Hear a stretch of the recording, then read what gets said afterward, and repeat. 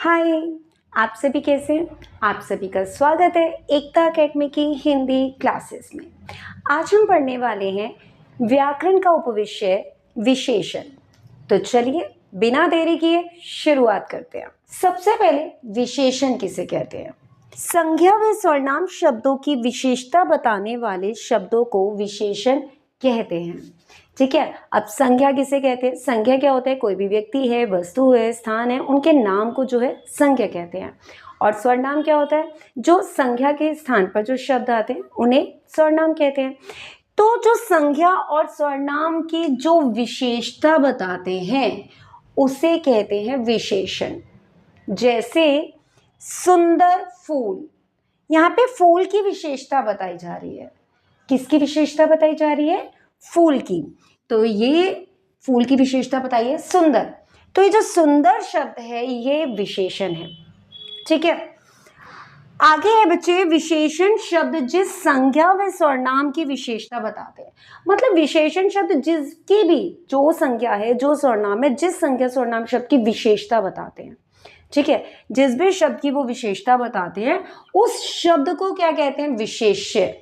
जैसे कि मैंने उदाहरण के रूप पर क्या लिया है? सुंदर फूल। तो यहाँ पर विशेषता किसकी बताई जा रही है? फूल की विशेषता बताई जा रही है। तो ये फूल जो है वो विशेष्य है और सुंदर जो है वो क्या है? विशेषण। ठीक है, हाँ जी। विशेषण के कितने भेद होते हैं? 4 भेद होते हैं। पहला भेद है गुणवाचक विशेषण। जो विशेषण किसी व्यक्ति या वस्तु संज्ञा के गुण, दोष, रंग, आकार, दशा आदि का बोध कराए। मतलब कि ऐसे शब्द जो संज्ञा के, मतलब कोई व्यक्ति है, कोई वस्तु है जो संज्ञा के गुण, दोष, रंग, आकार, दशा आदि का जो बोध कराते हैं उसे कहते हैं गुणवाचक विशेषण। बच्चे जैसे मैंने उदाहरण लिया है यहाँ पर, ताजा फल, नया घर, गोल धरती। बच्चे अगर आपको गुणवाचक विशेषण को पहचानना है, किसी वाक्य में या किसी शब्द के आगे जो विशेषता बता रहे हैं आपको पहचानना है कि वो गुणवाचक विशेषण है या नहीं है, तो उसके लिए आपको उस संज्ञा शब्द के आगे अपने दिमाग में एक प्रश्न लगाना है, कैसा या कैसी या कैसे। ठीक है, अगर कैसा, कैसे या कैसी का उत्तर मिल रहा है, ठीक है, अगर उत्तर मिल रहा है तो वह गुणवाचक विशेषण होगा। जैसे कि फल, कैसा फल? ताजा फल। घर, कैसा घर? नया घर। धरती, कैसी आकार में? गोल है। ठीक है, तो इस तरीके से अगर आप प्रश्न लगाएंगे और अगर आपको कैसा, कैसे, कैसी का उत्तर मिल रहा है तो वहां पर गुणवाचक विशेषण होगा। संख्यावाचक विशेषण। विशेषण का दूसरा भेद का नाम है संख्यावाचक। नाम से ही पता चल रहा है बच्चे, संख्या मतलब गिनती। ठीक है, मतलब ऐसे विशेषण शब्द जो संज्ञा और सर्वनाम की संख्या का बोध कराए। कि मतलब कि कोई भी वस्तु है, कोई व्यक्ति है, मतलब कोई संज्ञा या सर्वनाम के शब्द है, उनकी गिनती का बोध कराएं, उनकी संख्या का बोध कराते हैं, उन्हें कहते हैं संख्यावाचक विशेषण। ठीक है, अब संख्यावाचक विशेषण बच्चे 2 प्रकार के होते हैं, निश्चित संख्यावाचक और अनिश्चित संख्यावाचक। ये भी बिल्कुल मुश्किल नहीं है, बस इतना देख लेना कि जो संज्ञा या सर्वनाम शब्द दे रखे हैं उनके आगे पहले तो एक प्रश्न लगाना, कितना, कितने और कितनी।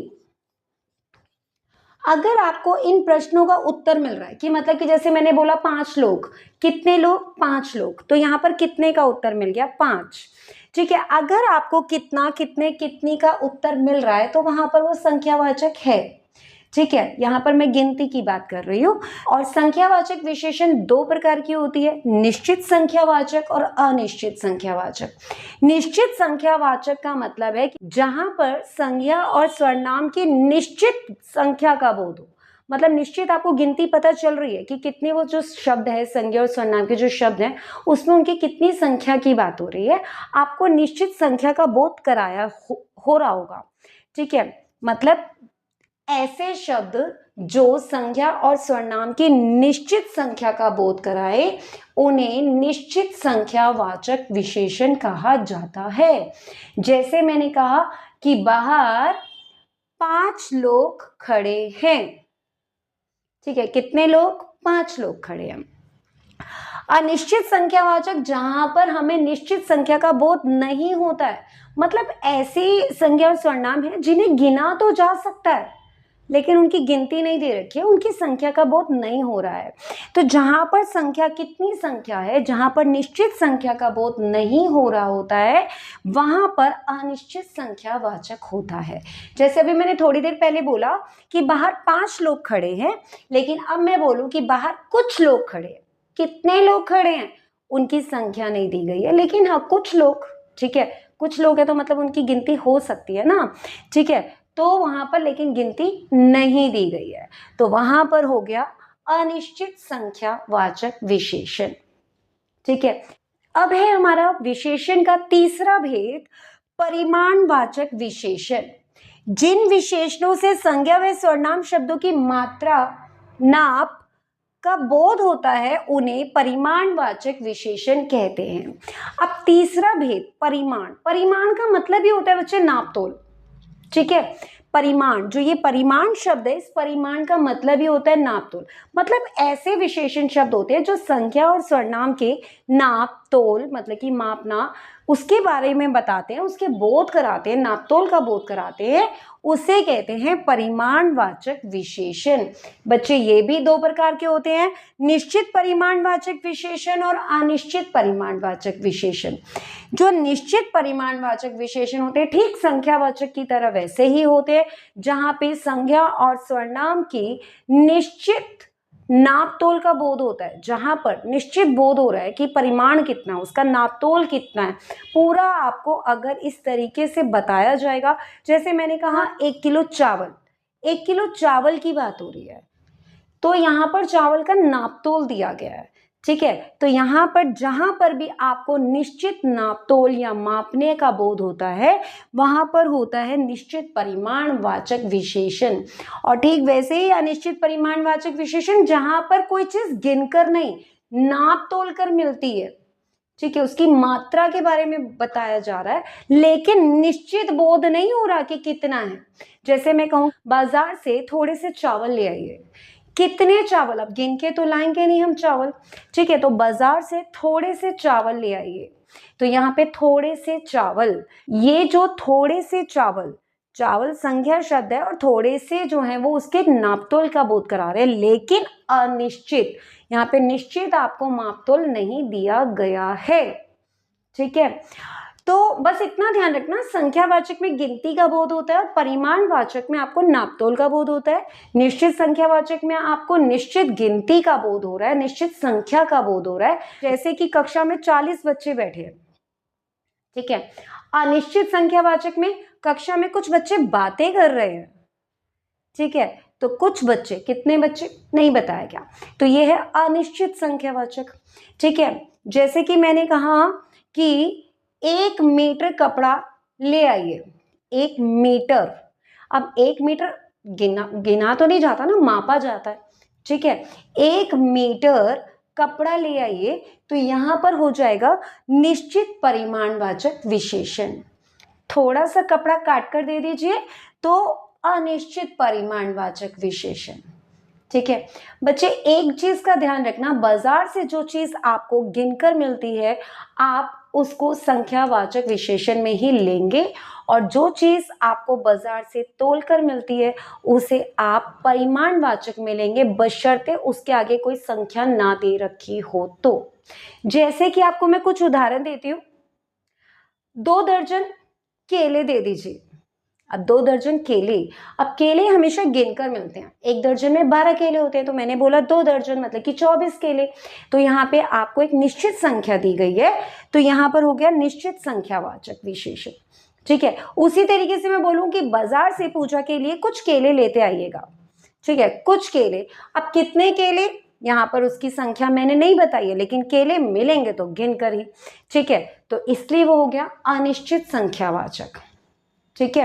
अब मैं बोलूं कि 1 किलो आम लेते आना, 1 किलो आम लेते आना, तो ये परिमाण, क्योंकि आम तोल कर मिलेगा, ठीक है, 1 किलो, वैसे भी किलो जो है वो नाप है, आप तोलने का ही नाप है, गिनने का नहीं है, ठीक है। और मैं बोलूँ कि कुछ आम लेते आइएगा। अब कुछ आम लेकर आने हैं तो वो भी गिनकर नहीं दिया जाएगा, वो भी तोल कर ही देगा, चाहे वो आपको 250 ग्राम देगा, चाहे वो आपको 100 ग्राम, चाहे वो 1 किलो, कुछ भी है वो तोल कर ही देगा, ठीक है। तो कुछ आम, तो ये है अनिश्चित परिमाणवाचक। अब मैं कहूँ कि फ्रिज में से खाने के लिए 2 आम लेते आइए, आपको फ्रिज में से 2 आम लाने के लिए कहा, ठीक है। तो आपको वहां पर मैंने एक निश्चित संख्या दे दी गई है, ठीक है। तो अब ये मत कहना कि एकदम आपने कहा था कि जो तोल कर मिलता है वो परिमाण में ही आएगा, ठीक है। तो वाक्य को ध्यान से पढ़ना बस। चलिए आगे बढ़ते हैं।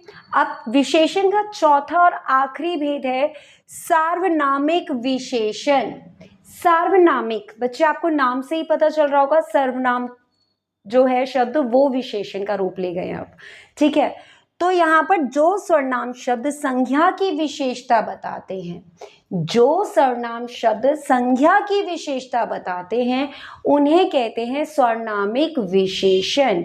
बच्चे सर्वनामिक विशेषण का एक और नाम होता है, उसे कहते हैं संकेतवाचक। अगर आप सर्वनामिक विशेषण का दूसरा नाम संकेतवाचक विशेषण याद कर लेंगे ना, तो आपको ये विशेषण बहुत आसानी से समझ में आ जाएगा। पहली चीज इसमें ध्यान रखना कि सर्वनाम के शब्द ही संज्ञा की विशेषता बताते हैं, ठीक है। अब देखिए मैंने एक उदाहरण दिया, यह घोड़ा तेज भागता है। घोड़े की विशेषता बताई है किसने? यह शब्द ने, यह घोड़ा। अब आप ध्यान से एक चीज देखिए कि इस घोड़े की ओर संकेत कौन कर रहा है? यह घोड़ा, यह शब्द संकेत कर रहा है ना, मतलब कि इसमें सर्वनाम के शब्द जो होते हैं ना संज्ञा के की और संकेत कर रहे होते हैं। एक चीज दूसरी ना बच्चे, वाक्य में ना कुछ बच्चे पहचान ही नहीं पाते कि ये वाक्य में जो सर्वनाम शब्द है ये विशेषता बता भी रहा है या नहीं बता रहा है। आपको मैं कुछ उदाहरण बोलकर बताऊंगी, लेकिन आप पहले इस बात का ध्यान रखना कि सर्वनामिक विशेषण क्या होता है कि जो सर्वनाम शब्द संज्ञा की विशेषता बताते हैं, ठीक है। और सर्वनामिक विशेषण का एक और नाम होता है संकेतवाचक विशेषण। संकेत का मतलब किसी की ओर इशारा करना, ठीक है। जैसे कि मैंने बोला यह घोड़ा तेज भागता है, तो कौन से घोड़े की बात कर रही हूं मैं? यह घोड़ा। ये जो यह शब्द है, ये घोड़ा जो संज्ञा शब्द है उसकी विशेषता बता रहा है, ठीक है। अब देखिए आगे दूसरी बात का ध्यान रखिएगा कि जो संज्ञा शब्द है, संज्ञा शब्द के ठीक आगे एक सर्वनाम शब्द होगा, वो सर्वनाम शब्द संज्ञा शब्द की ओर संकेत कर रहा होगा। वो सर्वनाम शब्द जो संकेत कर रहा है वो सर्वनामिक विशेषण होगा, ठीक है। आपको मैं कुछ वाक्य बोलकर बताती हूँ। जैसे मैं इस मार्कर से लिख रही हूँ, मैं इस मार्कर से लिख रही हूँ, ठीक है। तो यहाँ पर साफ जाहिर है, अगर मान लो यहाँ पे 5-6 अगर मार्कर रखे हो और मैं एक की तरफ इशारा कर रही हूँ इस मार्कर से, मार्कर जो है वो संज्ञा शब्द हो गया, ठीक है। और इस जो है वो सर्वनाम शब्द है और उसके बिल्कुल ठीक पहले लिखा हुआ है और वो इस मार्कर की ओर संकेत कर रहा है, बता रही हूँ मैं कि मैं इस मार्कर से लिख रही हूँ, ठीक है। अब आप बताना, मैंने लिखा है यह मेरा घर है। बच्चे घर शब्द जो है वो है संज्ञा, और इस घर की ओर संकेत कौन कर रहा है? इस घर की ओर संकेत यह शब्द कर रहा है। मैंने बोला यह मेरा घर है, ठीक है। तो यहां पर घर जो है वो संज्ञा है, इस संज्ञा की ओर संकेत कौन कर रहा है? यह है। अब इस संज्ञा और इस सर्वनाम के बीच में एक और सर्वनाम शब्द है, तो बताइए क्या ये वाक्य सर्वनामिक विशेषण से बना हुआ है?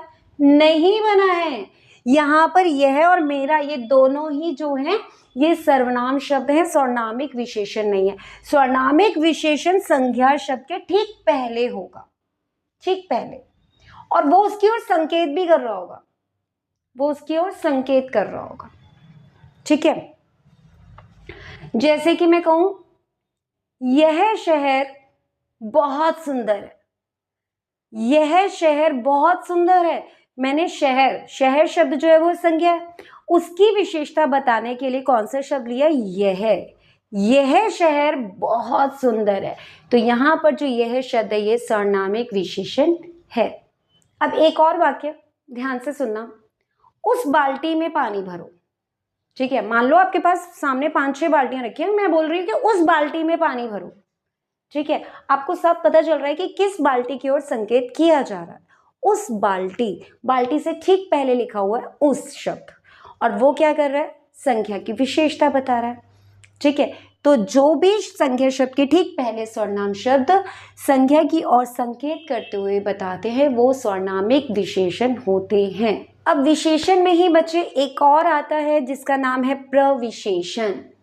प्रविशेषण किसे कहते हैं, विशेषण शब्द की विशेषता बताने वाले शब्दों को प्रविशेषण कहा जाता है। देखो, संख्या की विशेषता बताने वाले शब्दों को विशेषण कहते हैं।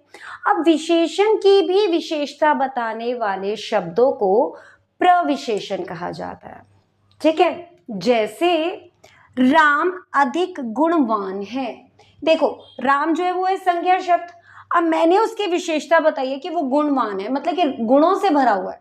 ठीक है, गुणवान, मैंने राम की विशेषता बताई है कि गुणवान है, लेकिन उसकी भी कि कितना गुणवान है, अधिक गुणवान है, अधिक गुणवान है। ठीक है, जैसे मैं कहूंगी वह बहुत समझदार है।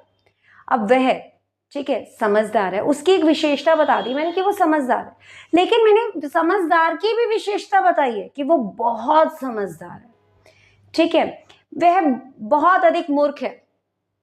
ठीक है, बहुत अधिक मूर्ख है, मतलब मैं पहले एक विशेषता बता रही हूँ कि वो मूर्ख है, लेकिन मैंने उसकी भी आगे विशेषता बता दी कि बहुत अधिक मूर्ख है।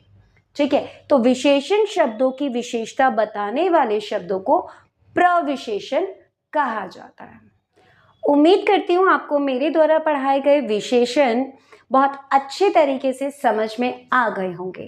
यदि अभी भी कोई दिक्कत परेशानी हो तो आप कमेंट में मुझसे पूछ सकते हैं, मैं आपके सवालों के जवाब अवश्य दूंगी। और यदि आपको मेरे द्वारा पढ़ाया हुआ समझ में आ रहा है तो आप मेरे चैनल को लाइक, सब्सक्राइब, शेयर कीजिए।